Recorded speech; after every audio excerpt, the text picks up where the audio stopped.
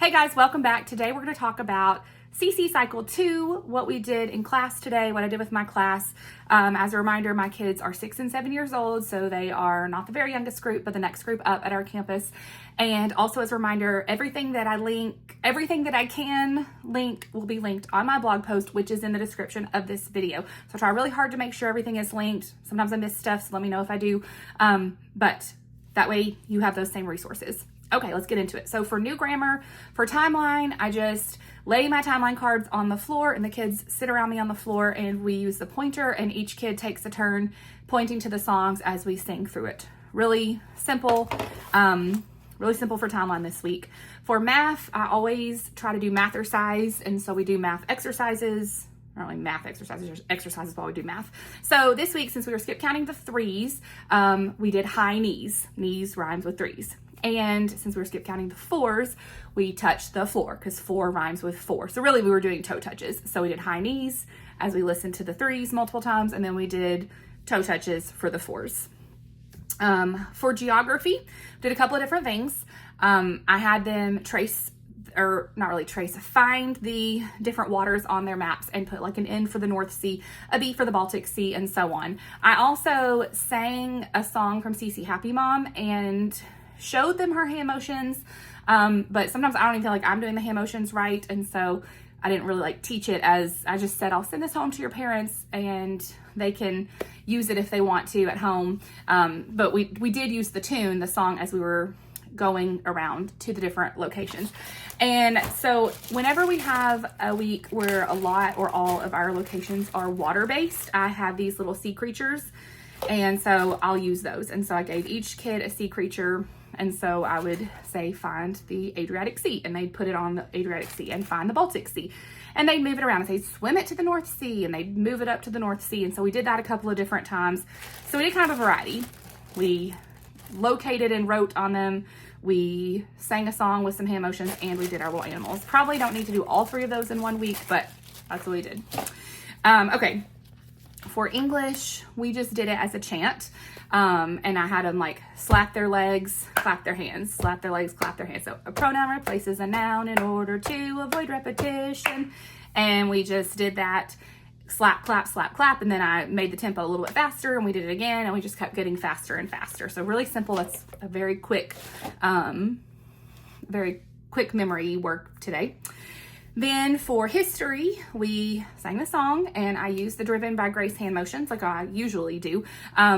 But when we got to the church split, I gave each kid a piece of paper. And so when we got to the church split, if you're familiar with the song, there's a sound, like a tearing sound, and I had them tear the paper. So we would say, in 10:54, the church split. They loved it. They thought it was so fun. Tearing the paper was so much fun. And so I would have them do in 10:54, the church split, tear the paper, and then set their paper down on their table, and then do the rest of the hand motions, which is into Roman Catholic and Eastern Orthodox. William the Conqueror defeated King Harold of England in 1066 and started feudalism. And then when the song would start up again, they'd pick it back up, and in 10:54, the church split, and they'd rip their paper and then do hand motions for the rest of it. So we just, every time they'd rip it, when we got to it again in the song, they'd pick it up and just rip it again, and the papers got smaller and smaller, but they really loved that. So we did not use the visual cards this week. I use those almost every single week for history, but this week, because they're having so much fun with the paper tearing, we just did that over and over and over again. So definitely a winner. I think even with the littlest ones, they would enjoy that. So I recommend that. Okay, for science, we did a song and hand motions. The tune is to This Land Was Made for You and Me. I think I have a link to it on YouTube. Like, not me, but actually I think Driven by Grace uses that one. Her tune is like a little bit different than mine, but basically the same thing. So we sang to that, and then we did our hand motions, which were grassland, desert, scrubland, tundra, deciduous forest, coniferous forest, and tropical rainforest. So we just sang that several different times. And then for Latin, it's the same thing as last week. And so I used the same cards that I used last week, but instead of having them on the floor and hopping through the agility ladder, these have magnets on them, and so I stuck them on my board, and I had 3 pointer type things. And so for the first, I gave 3 kids one, and the song, it repeats 3 times. And so one kid would come up to the board and point to OST, mustus int, and then the next kid would hop up and do do it the second time through, and then the third kid would hop up and do it again. And then we play the song again and it'd pass it on to the next 3 kids. And so they were just tapping them on the board. So that's what we did for Latin this week. And that's new grammar. I think that covers all of our new grammar. For art this week, a couple of different things that I did. The children's book that I brought in was Madeline. Now, I did not read Madeline to them because the book itself is not about symmetry or mirror images or anything, but we looked through Madeline and talked about the symmetry in the book and how these 12 little girls in 2 straight lines, and you know, their table is symmetrical, and their sink and the bathroom and their bedroom. And so we just kind of pointed out the symmetry in Madeline, because I thought that was a book that probably a lot of kids have read or maybe even have at home.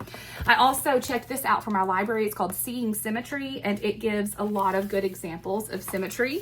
And so I showed them some pictures from this book, and we looked at all the different things that were symmetrical. And so just a really good introduction to mirror image. So that's a good option as well. For our project, we drew cactuses. Okay, so Art with Allie is where I got these from, and she has a bunch of different options. She has like a really simple cactus like this, more in a little bit, what is the right word? Not intense. A little more involved cactus with the arms.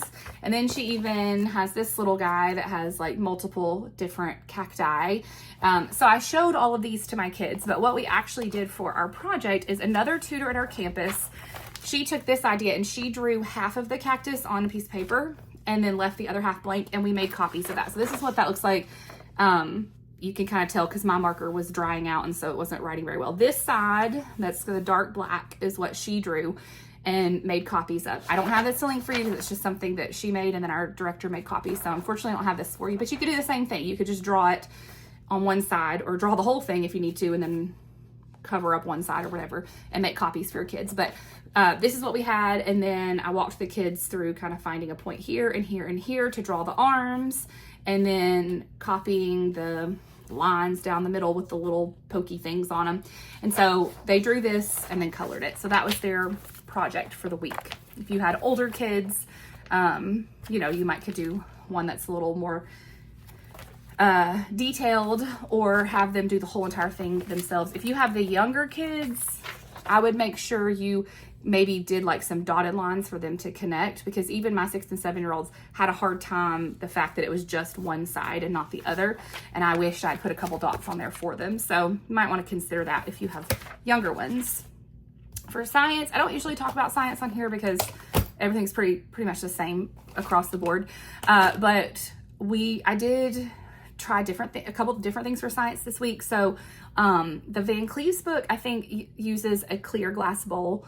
But then the videos that I watched for examples, one person used some little clear plastic cups and somebody else used a pot, like a kitchen pot. So I brought all of those from my house. So we had some options and we tried them. We tried them all, but none of them were like, it's so hard. I'm talking about the Mirage, the first science experiment. It was hard because I don't know exactly what the kids are seeing, and I don't know if they're understanding where I wanted them to kind of have their eyes so that they could watch to see the quarter show up over the horizon of the bowl, kind of. So of the 3, the clear glass bowl, I used a clear Pyrex bowl, which I've got downstairs. I didn't bring it up here. That worked better than the pot or the little water cups for us. But I would say it was still kind of difficult for the kids to see what it's supposed to see, but that's okay. We talked about how sometimes science experiments don't go where they're supposed to, and I will be sending videos of the science experiments to their parents. Their parents can show it to them so they can kind of see what they were supposed to see from that. But that's just kind of, you know, you may want to bring a couple of different options in with your kids to try with your kids. Okay. Let's see. Review. Okay, so for review, we played one of my kids' favorite games, which is Hot Stew. This is from the tutor group. I have it linked in my blog post, but super simple. I just asked the kids a review question we answer as a group, and then I just pick a kid. I usually start at my right and go around, and I'll say, which one do you want to add to our stew, steak or gummy bears? And they pick one, and sometimes they pick something yummy, and sometimes they pick something silly, and we put it down on top of the pot. And then ask another review question, ask the next kid, what do you want to add to the stew? And then they add one. You can split them into teams and let the teams, each make their own stew if you want to. Just kind of however you want to do it. But it's a fun, non-competitive game, and they love it. It's one of their favorites. So, this is not really CC related, but I also play this game I teach the 3rd and 4th grade class at church, and those kids love it too. So it's a good one for the older kids too, not just the younger ones. So if you happen to be watching and you have the older kiddos, they'll probably enjoy that too.